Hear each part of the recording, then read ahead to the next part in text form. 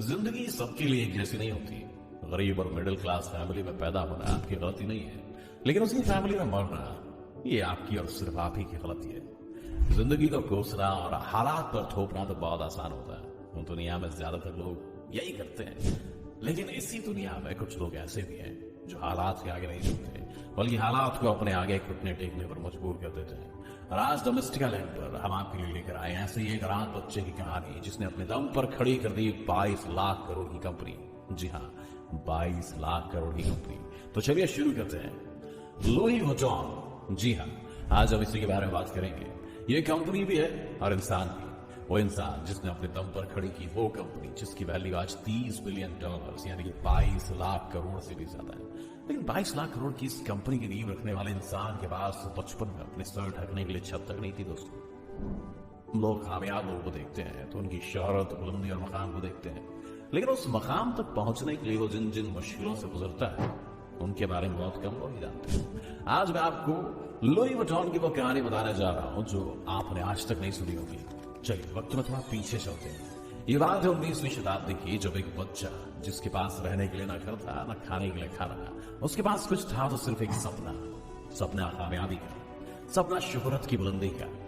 अब जिंदा रहने के लिए खाना चाहिए और खाने के लिए पैसे, और पैसे कमाने के लिए लुई कारीगरों और आर्टिस्टों के साथ काम किया करता था। उसमें सिर्फ पैसे तो सिर्फ इतने ही मिलते थे कि बस 2 वक्त की रोटी का इंतजाम हो सके, लेकिन हुनर उसे वहां वो मिला जिसकी बदौलत उसने आज ये $1 बिलियन की कंपनी खड़ी की। बचपन। लुई वुइटन का जन्म 4 अगस्त 1821 को फ्रांस की आंचाई के गरीब परिवार में हुआ। उनके पिता किसानी करते थे और मां हैट यानी टोपियां बनाती थी। ये वो वक्त था जब फ्रांस नेपोलियन की जंगों की वजह से नुकसान से उभर रहा था। लड़ाइयों की वजह से सभी किसानों की हालत खराब हो चुकी थी और वुइटन परिवार गरीबी में से था। इसलिए लुई को बचपन से अपने पिता के साथ मजदूरी करनी पड़ती थी। वो सुबह से शाम तक खेत पर काम करता था, जानवर चराता था, लकड़ियां इकट्ठा करता था। ये सब चीजें कोई खास परेशानी भी नहीं थी, क्योंकि असली मुसीबत तो अभी आनी बाकी थी।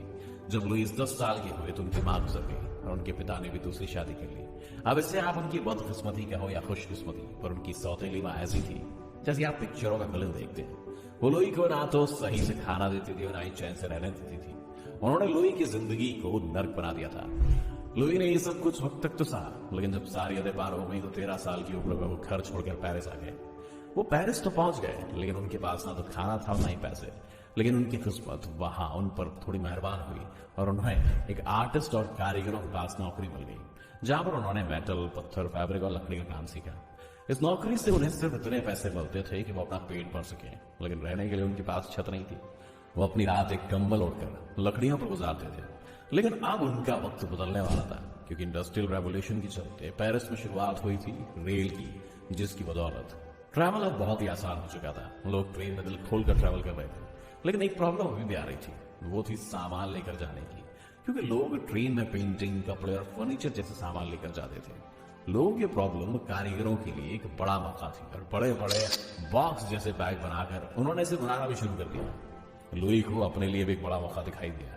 वो कई तरह की कारीगरी जानते थे, जैसे लकड़ी, मेटल, पत्थर, लेकिन उन्हें तलाश थी सिर्फ मौके की, और वो मौका उन्हें दिया मोंसियर मार्शल ने।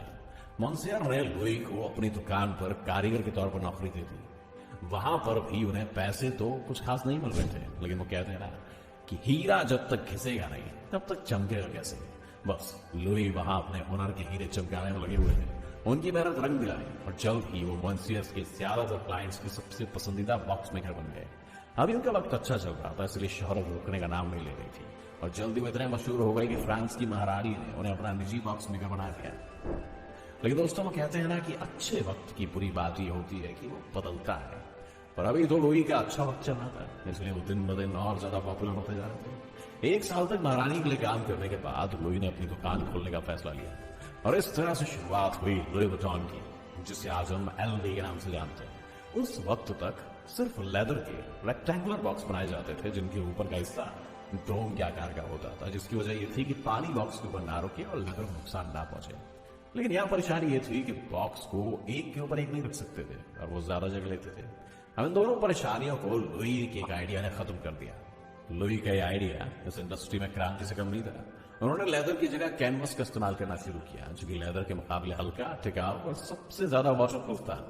अब इससे बॉक्सेस को रेगुलर शेप में बनाना शुरू हो गया, जिससे लोग उन्हें एक के ऊपर एक रख सकते थे। इसके अलावा वो दिखने में भी शानदार और मॉडर्न लगते थे। लुई के इस एक आइडिया ने उनकी जिंदगी बदल दी और महज 2 साल के अंदर अंदर लोगों के बीच लुई वुइटन के बैग आम हो चुके थे। अब लुई ने बॉक्स के आगे बढ़कर हैंडबैग बनाने का सोचा। उस वक्त के लोगों के लिए हैंडबैग किसी सरदर्द से कम नहीं थे। लोग उन्हें सिर्फ मजबूरी में इस्तेमाल करते थे, लेकिन लुई को खुद में यकीन था कि वो कुछ शानदार कर सकते हैं। उनके बैग लेदर की जगह कैनवस के होते थे और उन्होंने इसी का फायदा उठाया। कैनवस पर नए और एलिगेंट डिजाइन बनाने शुरू कर दिए। उनके इस आइडिया ने हैंडबैग को लेकर लोगों की सोच पूरी तरह से बदल दी। अब लेडीज ने हैंडबैग को अपने कपड़ों के साथ मैच करना शुरू कर दिया। सब कुछ सही चल रहा था, लेकिन लुइस को अब भी कुछ नया करना बाकी था और उन्हें कुछ समझ नहीं आ रहा था। ऐसे में उन्होंने अपने बेटे जॉर्ज की मदद मांगी।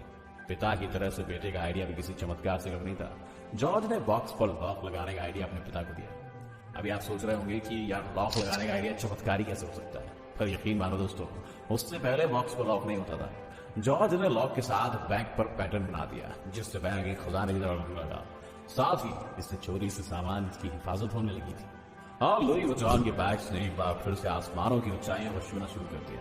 लेकिन दोस्तों, हमने आपको बताया था ना कि हमेशा वक्त अच्छा नहीं रहता है और अब लुई का वक्त बदल रहा था।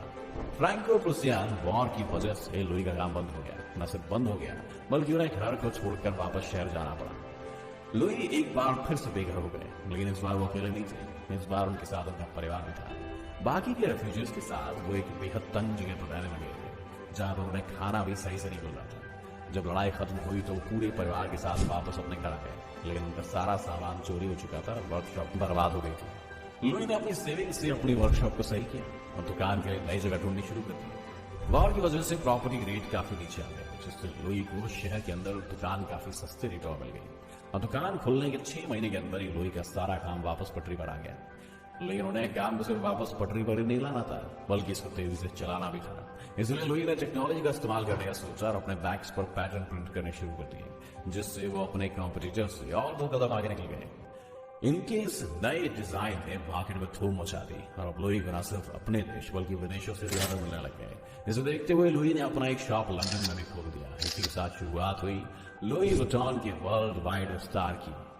उस वक्त लुई अकेले ऐसे डिजाइनर थे जिनके प्रोडक्ट अपने देश से लेकर विदेशी अमीरों के घरों में पाए जाते थे। इसलिए लुई का सामान खरीदना आसान बनाने के लिए अपनी कंपनी का कैटलॉग जारी करने का सोचा। लेकिन उसी साल उनकी मौत हो गई। मौत की वक्त उनकी उम्र 72 साल थी और आज तक उनकी मौत की वजह किसी को नहीं पता। पिता के गुजरने के बाद जॉर्ज ने कंपनी संभाली और उन्होंने अपने पिता की याद में एलवी का वो मोनोग्राम जारी किया, जिसे आज सभी देखते हैं। लुई वुइटन तो मर गए, लेकिन उनकी बनाई कंपनी आज लग्जरी फैशन की फेलिस्ट में पहले नंबर पर आती है, जिसकी मार्केट वैल्यू 22 लाख करोड़ रुपए से भी ज्यादा है। दोस्तों, ये तो कहानी थी लुई वुइटन ने कंपनी कैसे खड़ी की इसकी। लेकिन अगर आपको आगे भी कहानी जाननी है तो हमें कमेंट करके बताइए और इस वीडियो को ढेर सारा प्यार दीजिए। अगर आज ये वीडियो आपको पसंद आई हो तो इसे लाइक करने के साथ साथ अपने दोस्तों और रिश्तेदारों